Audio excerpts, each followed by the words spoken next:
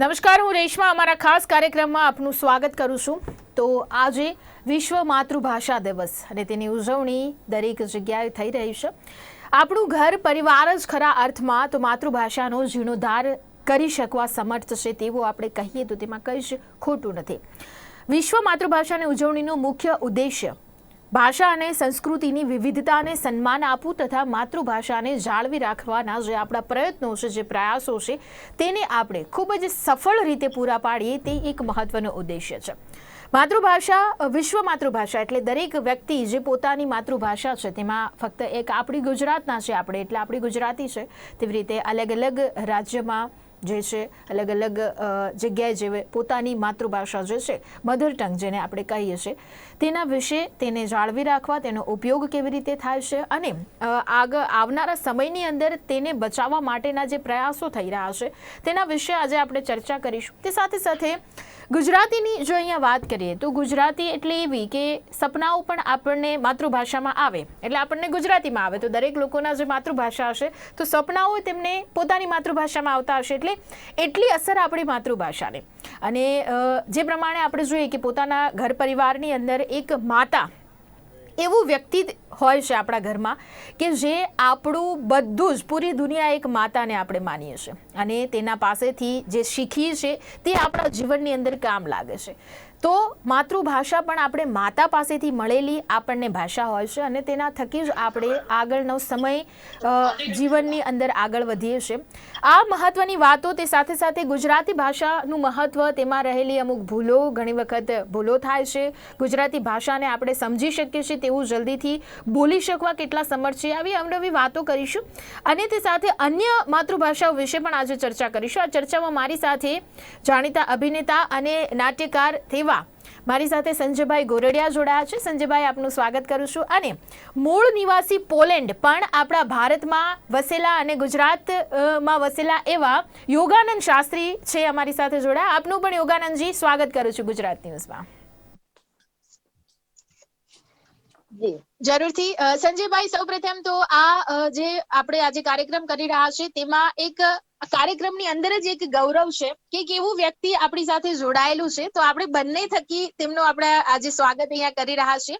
તો સંજયભાઈ, સૌપ્રથમ આપણી પાસેથી જાણવા માંગીશું કે માતૃભાષા, મેં શરૂઆતમાં કહ્યું તેવી રીતે કે આપણને માતૃભાષા દરેક પોતપોતાના વ્યક્તિની અલગ અલગ જગ્યાઓની પોતાની એક ભાષા કે જે નાનપણથી સાંભળતો આવ્યો છે, શીખતો આવ્યો છે, પોતાની મમ્મી પણ એ જ ભાષા બોલે છે અને તે જ બાળક શીખીને મોટો થયો છે। આજનો દિવસ ઉજવણી સ્વરૂપે આપણે ખૂબ સારી રીતે કરી રહ્યા છે, પણ ખાસ તેના ઉદ્દેશ્ય શું પૂરેપૂરા અહીંયા આપણને સાચા સાબિત થતા હોય, સફળ સાબિત થતા એવું કહી શકે ખરા આજના દિવસ?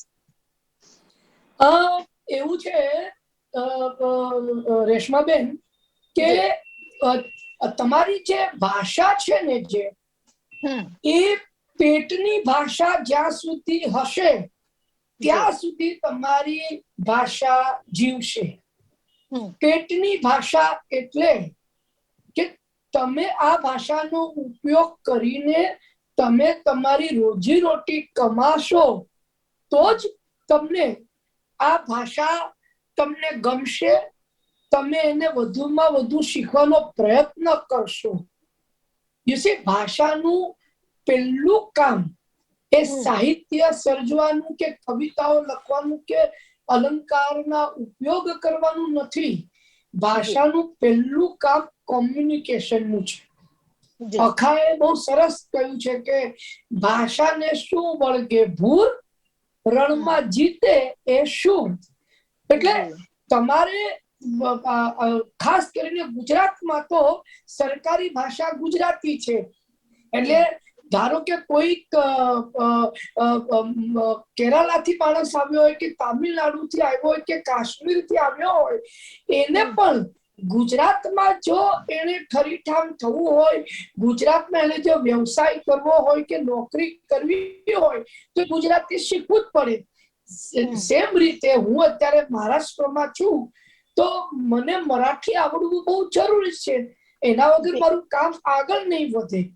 એટલે તમારી જે માતૃભાષા જે છે એ જ્યાં સુધી તમારી પેટની ભાષા, રોજી રોટી રળવાની ભાષા હશે ત્યાં સુધી તમારી ભાષા નહીં મળે. જી જરૂરથી એકદમ સાચી વાત આપે કહી.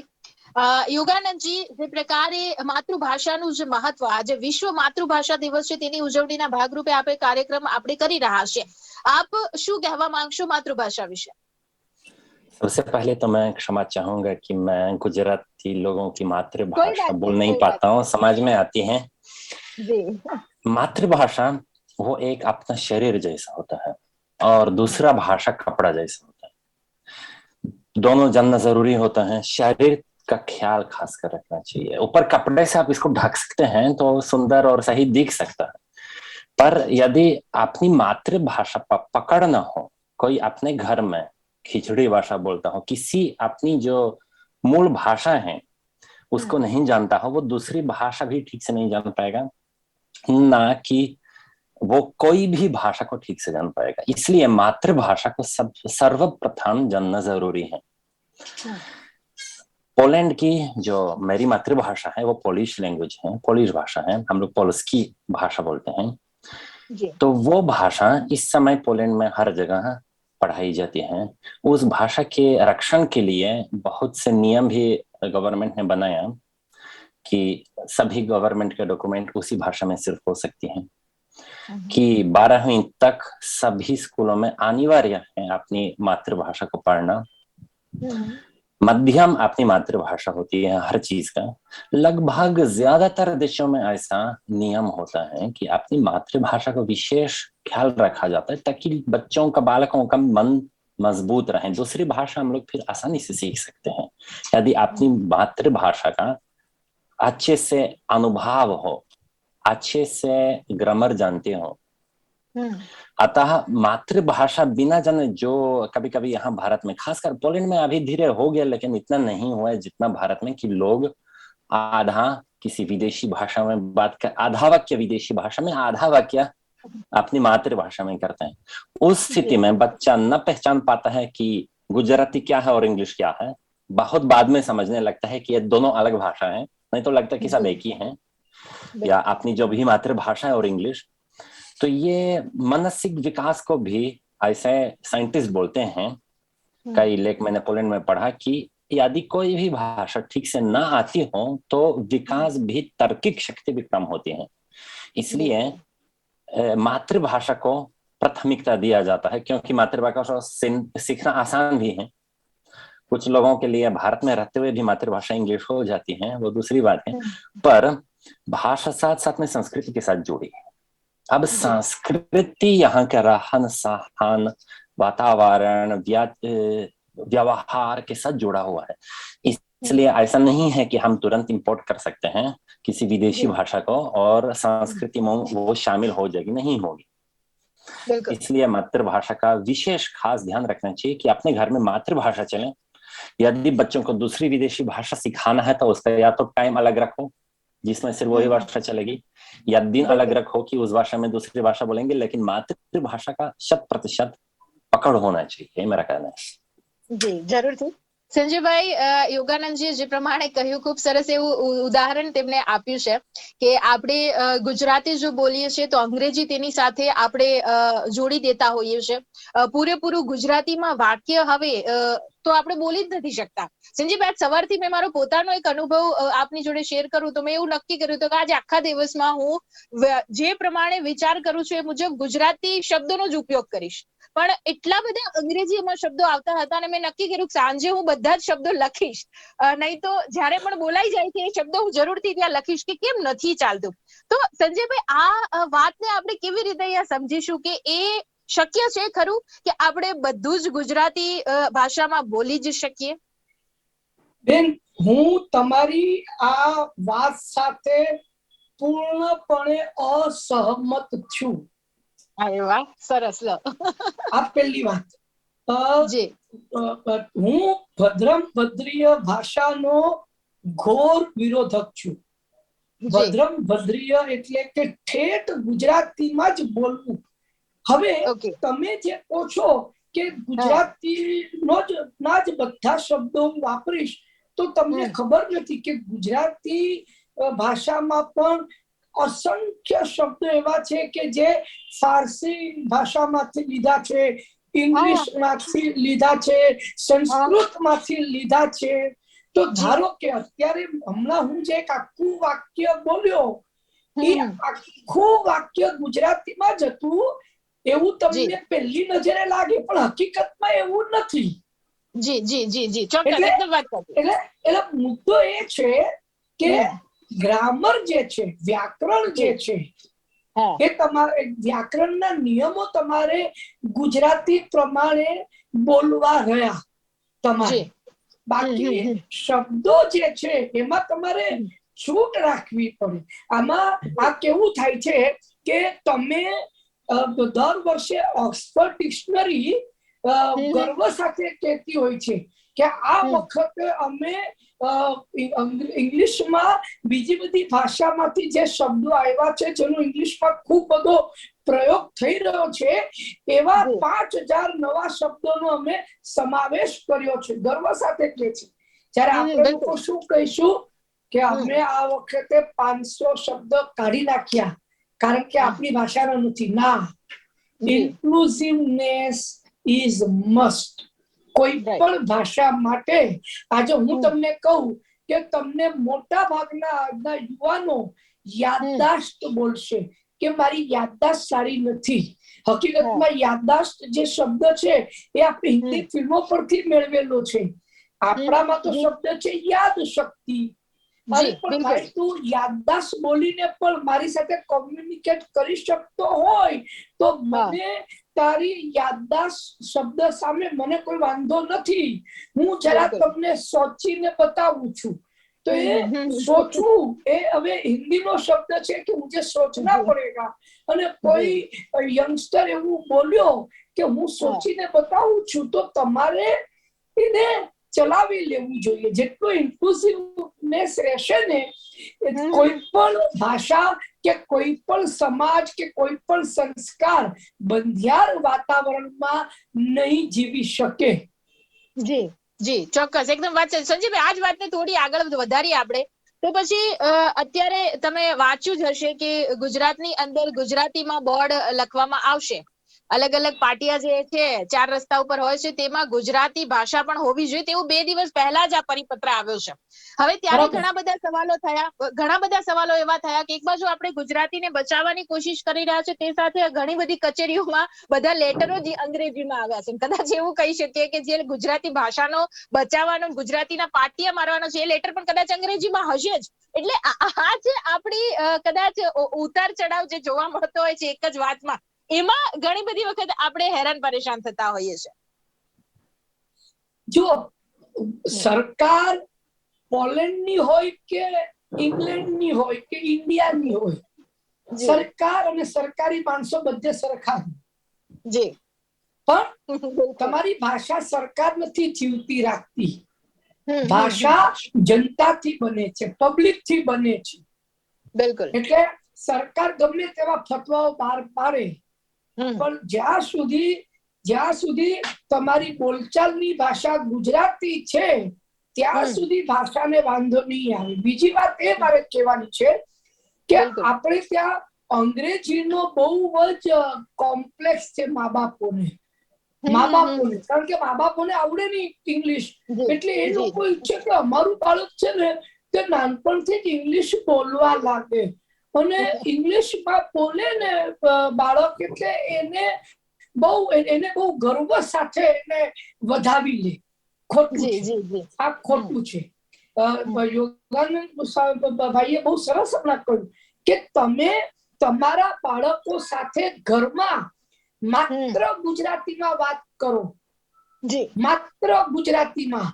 કારણ કે ઇંગ્લિશ ભાષા એ સ્કૂલમાંથી શીખશે, હિન્દી ભાષા હિન્દી ફિલ્મો જોઈને શીખશે, પણ ગુજરાતી ભાષા તો એના મા બાપ અને દાદા દાદી જ આપી શકશે. એટલે બાળકોને વાર્તા પણ તમારે ગુજરાતીમાં કહેવાની અને એની સાથેનું બધું જ કોમ્યુનિકેશન ગુજરાતીમાં કરવાનું, પણ એમાં રિજિડિટી નહીં રાખવાની. એમાં થેન્ક યુ ની જગ્યાએ પછી તારો ખૂબ ખૂબ આભાર એવું બધું નહીં બોલવાનું. એમાં તમારે થોડી ફ્લેક્સિબિલિટી તમે રાખી રાખી શકો, પણ બરાબર છે. મૂળ વ્યાકરણ જી એ રીતે તમારું બાળક વ્યાકરણ શીખશે. એકદમ વાત સાચી, જરૂરથી.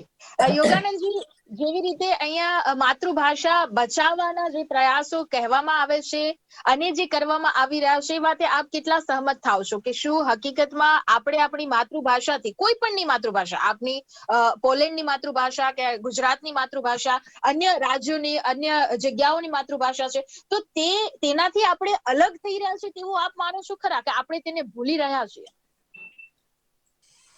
प्रयास तो देखिए गवर्नमेंट के स्तर पर तो होता है, पर लोग जिस समय अपनी मातृभाषा में बोलने में आनंद लेते हैं और साथ साथ में कोई अपने को छोटा नहीं समझते हैं कि वो अपनी भाषा में बात करते हैं, जैसा कभी कभी कुछ समाजों में जब इंग्लिश नहीं बोलते तो उसको नौकर जैसा समझते हैं, तो ये स्थिति नहीं होनी चाहिए। इस प्रकार का प्रचार नहीं होना चाहिए कि बस इंग्लिश जानता है वो पढ़ा लिखा, चाहे उसको जानकारी विषय की कुछ ना हो, सिर्फ भाषा जानने से कोई बुद्धिमान नहीं बनता है।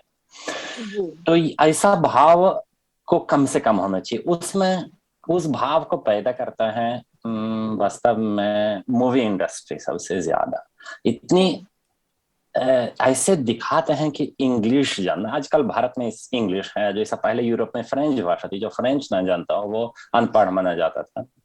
अभी अंग्रेजों का जमाना है तो जो इंग्लिश ना जानता हो उसको अनपढ़ माना जाता है। तो ये स्थिति को अपने परिवार में, अपने घर में आने नहीं देना चाहिए। अपनी मातृभाषा, अपना स्वाभिमान होना चाहिए, तो ये अपने आप हो जाएगा, ये अपने आप हो जाएगा कि इंग्लिश जानना बहुत आसान बात है। अच्छा, दूसरी चीज, जो शब्द आते हैं, अनेक भाषाओं के शब्द आते हैं, मिलते हैं। हिंदी में जैसा भाई साहब ने बोला है, फारसी भाषा भी शामिल होते हैं, उर्दू भाषा शामिल होते हैं, ये अलग अलग अरबी शब्द, इंग्लिश शब्द, अलमारी भी तो पुर्तगीज शब्द है, मेज पुर्तगीज शब्द है। तो इसमें कोई ज्यादा दिक्कत नहीं है। मुझे व्यक्तिगत रूप से बहुत खराब लगता है जब ये शब्द भारतीय भाषा में मौजूद हैं, उपलब्ध है, इस्तेमाल होता है, लेकिन जबरदस्त लोग इसको हटा। अब जैसा मोम डैड, मेरे मोम डैड आ गए, एक तो सुनने में भी खराब लगता है, माता पिता, मम्मी पापा, चलो ठीक है, लेकिन मोम डैड या कोई जबरदस्ती शब्द लाए जाते हैं क्योंकि ये फैशन, एज ए फैशन, कि अभी अपनी विदेशी बोलेंगे तो हमारा स्तर बढ़ेगा। तो ये भावना समाज कर सकता है, ये ऊपर से कोई थोपा नहीं जा सकता है। हाँ, इस फैशन को चलाने वाले, चाहे वो मीडिया हो, चाहे वो मूवी इंडस्ट्री हो, चाहे अखबार न्यूज़पेपर वाले हो, तो वो अपने को रोक सकते हैं जी।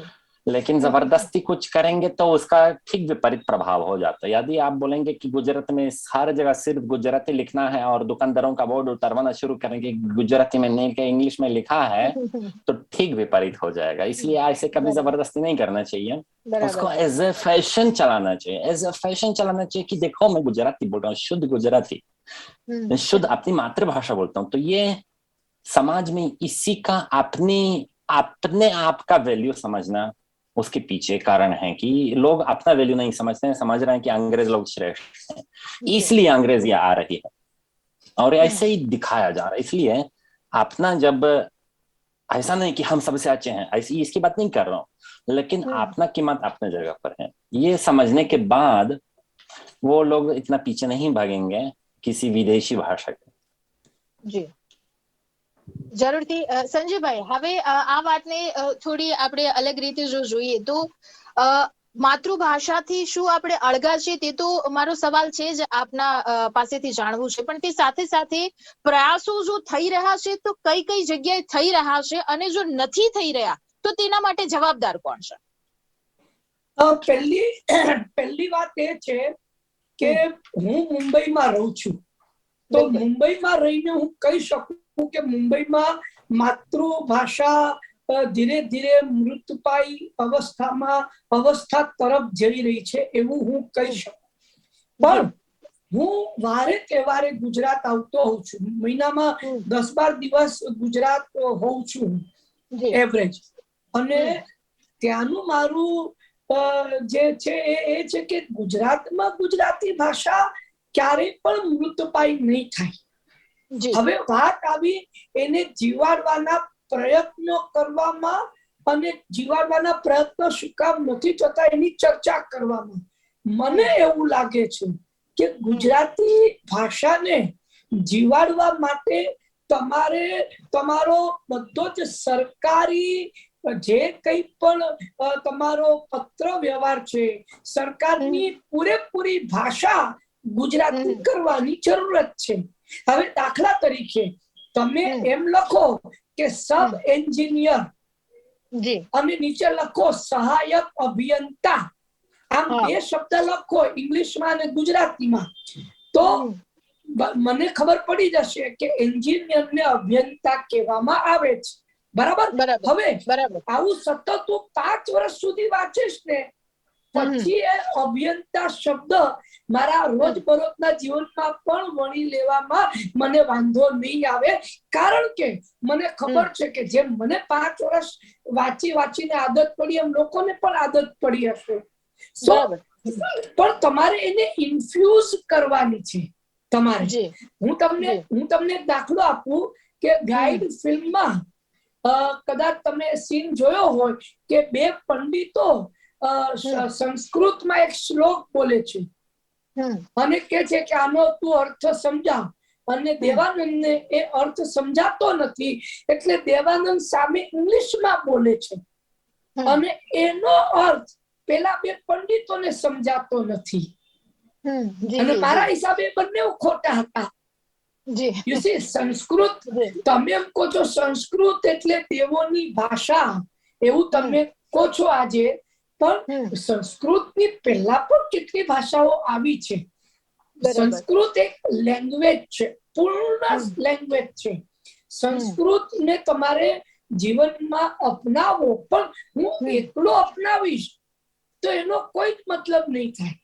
સમૂહમાં જો અપનાવો તો એનો અર્થ, કારણ કે સંસ્કૃત પોતાનામાં જે પૂર્ણ ભાષા છે એને માટે તમારે ક્યાંય પણ બહાર બીજું કોઈ વ્યાકરણ લેવાની જરૂરત નથી, કોઈ શબ્દો લેવાની જરૂરત નથી. હા, નવા જે હમણાંના શબ્દો આવ્યા છે એનો તમારે સમાવેશ એમાં કરવો પડે, પણ એ પૂર્ણ ભાષા છે. પણ એની ઉપયોગિતા નહીં રહી એટલે સંસ્કૃત એકદમ ધીરે ધીરે લુપ્ત થવા લાગી. એટલે વાત અગેન આવીને એ જ ઉભી રહે છે, ઉપયોગિતા ભાષાની.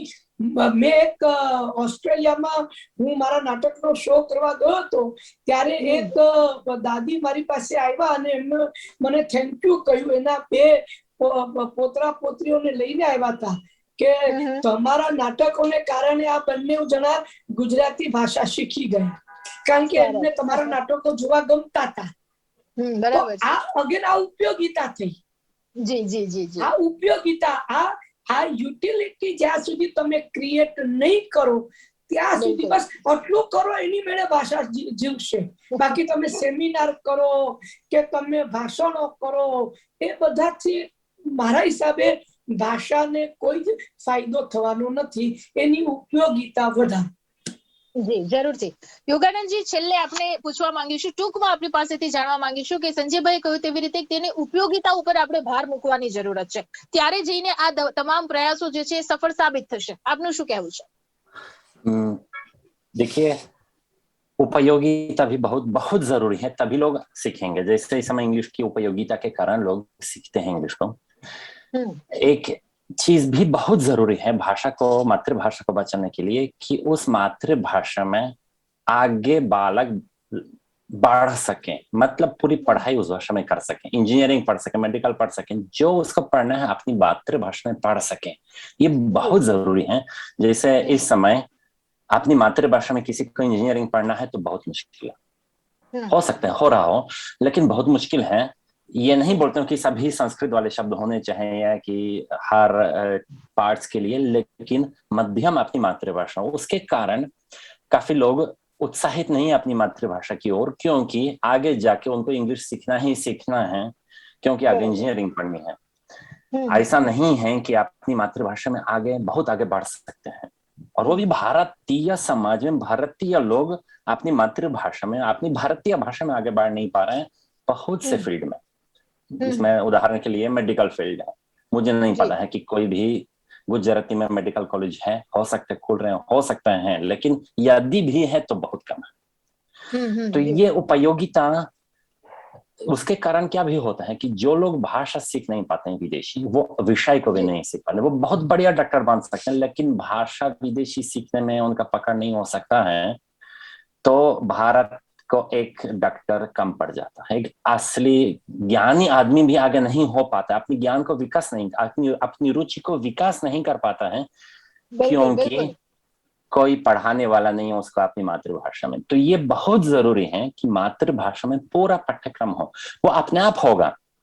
ऐसा नहीं है कि हम हर जगह खोलेंगे विश्वविद्यालय में कोर्स गुजराती में और पूरा भर जाएगा, नहीं, जितना चाहिए उतना कोर्स करना चाहिए। अब लड़के हैं पढ़ने वाले तो एक और विश्वविद्यालय में चालू कर दो कोर्स अपनी मातृभाषा में, तो अपने आप उत्साह होगा। एक और चीज की बहुत अच्छी है, जैसे यूरोप में हम लोग, पोलैंड में 2 विदेशी भाषा सीखना अनिवार्य है। विदेशी भाषा मतलब यूरोपियन भाषा। उसी प्रकार से भारत में 2 भारतीय भाषा सीखना, कम से कम परिचयात्मक शिक्षण, जैसा कोई गुजरात में रहता है तो वो चुनेगा कि हमको मराठी और तमिल सीखना है, तो थोड़ा भारत की एकता और भारत की विविधता भी सामने आ जाएगी कि देखो तमिल कितनी मस्त भाषा है या मराठी सुंदर भाषा है, तो ये अलग सा महसूस हो जाएगा। तो ये भी एक आपस में इज्जत भी क्रिएट करेगा और जानकारी भी अपनी मातृभाषाओं का खासियत। तो ये यही बचाने का तरीका है। जी जी जरूर। तो આપણી પાસે સમય આ સમાપ્ત થઈ રહ્યું છે। તમામ પ્રકારની આપણે અહીંયા ચર્ચા કરી। મારી સાથે સંજયભાઈ ગોરડિયા અને યોગાનંદ શાસ્ત્રી જોડાયા હતા। ખૂબ ખૂબ આભાર આપનો।